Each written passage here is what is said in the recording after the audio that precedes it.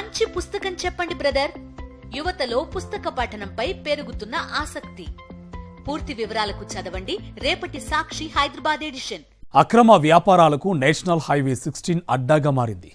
అక్రమదారులు చీకటి వ్యాపారాలకు హైవేను ప్రధాన ఆదాయ వనరుగా మార్చుకున్నారు. దొంగలించిన ఐరన్, ఆయిల్ అమ్మకాలతో జేబులు నింపుకుంటున్నారు. విశాఖపట్నం నుంచి విజయవాడ, హైదరాబాద్, చెన్నైకి ఇదే ప్రధాన జాతీయ రహదారి కావడంతో రోజు వేలాది వాహనాలు ఎగుమతులు దిగుమతులతో రాకపోకలు సాగిస్తున్నాయి. దీన్ని ఆసరాగా తీసుకుని అక్రమ వ్యాపారులు ఆదాయ వనరుగా మలుచుకున్నారు. 16వ నెంబర్ నేషనల్ హైవేపై జోరుగా చీకటి వ్యాపారాలు. లారీల నుంచి ఆయిల్, థార్, ఐరన్ సామాగ్రి చోరీ. పలు చోట్ల దర్జాగా వెలసిన అనధికార డెన్లు. అక్రమ దందాకు దండిగా పెద్దల ఆశీస్సులు. కాకినాడ జిల్లాలో ఉన్న 16వ నెంబర్ నేషనల్ హైవే ఇప్పుడు ఈ రహదారి అక్రమ వ్యాపారాలకు అడ్డాగా మారింది. తుని నుంచి ఎర్రవరం వరకు రోడ్డుకు ఇరువైపులా కనిపిస్తున్న ఈ షెడ్లే ఇల్లీగల్ బిజినెస్ సెంటర్లు. లారీ డ్రైవర్లకు అక్రమార్కులకు మధ్య సత్సంబంధాలు ఉంటాయి. ముందుగా ఏర్పాటు చేసుకున్న కేంద్రాల వద్ద రాత్రి సమయంలో లైట్ వెలుగుతూ ఉంటుంది. దీంతో డ్రైవర్లకు ఆయిల్, తారు తీసే కేంద్రం అని తెలుస్తోంది. లారీని పక్కన పెట్టి అందులో ఉన్న ఆయిల్ ను అమ్మేందుకు బేరం మాట్లాడుకుంటారు. బంకుల్లో ఉన్న ధర కంటే 20 నుంచి 30 రూపాయలు తక్కువకు ఆయిల్ ఇచ్చేందుకు వ్యాపారస్తులు ఒప్పందం కుదుర్చుకుంటారు. ఆ లారీని వారు పక్కనే ఉన్న ఖాళీ స్థలంలోకి తీసుకువెళ్లి అందులో ఆయిల్ ను తీసేస్తారు. రాత్రిళ్లు ఈ వ్యాపారం జోరుగా సాగుతోంది. తుని మీదుగా నిత్యం విశాఖ స్టీల్ ప్లాంట్ నుంచి వేలాది టన్నుల ఇనుము, హెచ్పీసీఎల్, బీపీసీఎల్ ఆయిల్ కంపెనీల నుంచి డీజిల్, పెట్రోల్ ఎగుమతి జరుగుతున్నాయి. అక్రమ వ్యాపారులు కొందరు డ్రైవర్లకు డబ్బు ఆశ చూపించి లోబర్చుకుంటూ ఆయిల్, ఐరన్ చోరీకి పాల్పడుతున్నారు. ఇందుకోసం ప్రత్యేకంగా సెంటర్లను కూడా ఏర్పాటు చేసి పగలు రాత్రి అనే తేడా లేకుండా అక్రమాలకు పాల్పడుతున్నారు. లోడు లారీల నుంచి తస్కరించిన ఐరన్, ఆయిల్ కు మార్కెట్ ధరలో 50% డ్రైవర్లకు ముట్ట చెబుతున్నారు. ఇలా సేకరించిన ఆయిల్, ఇనుము ఇతర ప్రాంతాలకు తరలించి పూర్తి స్థాయి నగదుకు అమ్ముకొని లాభాలు ఆర్జిస్తున్నారు. విశాఖపట్నం నుంచి తారు రవాణా చేసే లారీలు కూడా తుని, బెండపూడి, కత్తిపూడి, ప్రతిపాడు మధ్య ఆగుతాయి. అలా ఆగిన లారీల నుంచి 5 నుండి 10 పీపాల వరకు తారును లాగేసి దానిని రోడ్డు నిర్మాణ కాంట్రాక్టర్లకే విక్రయిస్తారు. పీపాకి ఇంత రేటు అని కట్టి డ్రైవర్లకు సొమ్ము ముట్ట చెబుతారు. మోటారు సహాయంతో ట్యాంకర్ల నుంచి తారును బయటకు తీసేస్తారు.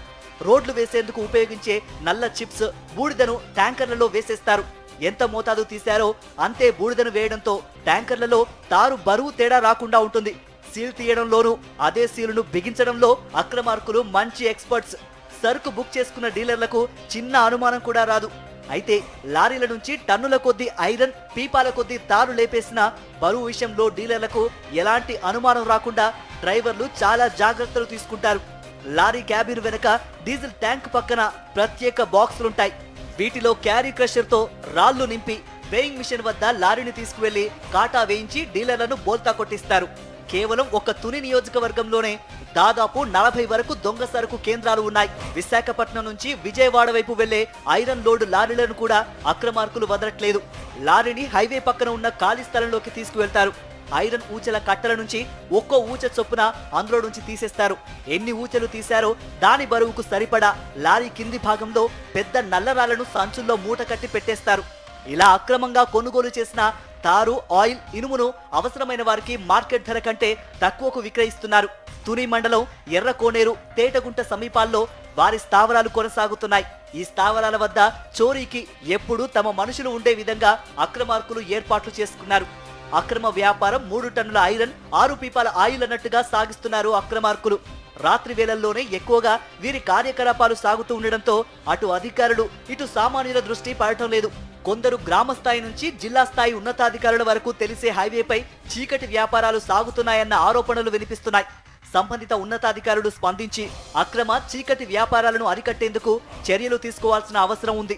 దేహానికి రక్తనాళాలు ఎంత కీలకమో దేశానికి రహదారులు అంతే ప్రాధాన్యం కలిగి ఉన్నాయి. అందుకే జాతీయ రహదారులు దేశాభివృద్ధిలో ఎంతో కీలక పాత్ర పోషిస్తున్నాయి. పాలకులకు దండిగా ఆదాయాన్ని ఆర్జించి పెడుతున్న హైవేలు అక్రమార్కులకు 2 చేతులా సంపాదించడానికి రాచ మార్గాలు వేస్తున్నాయి.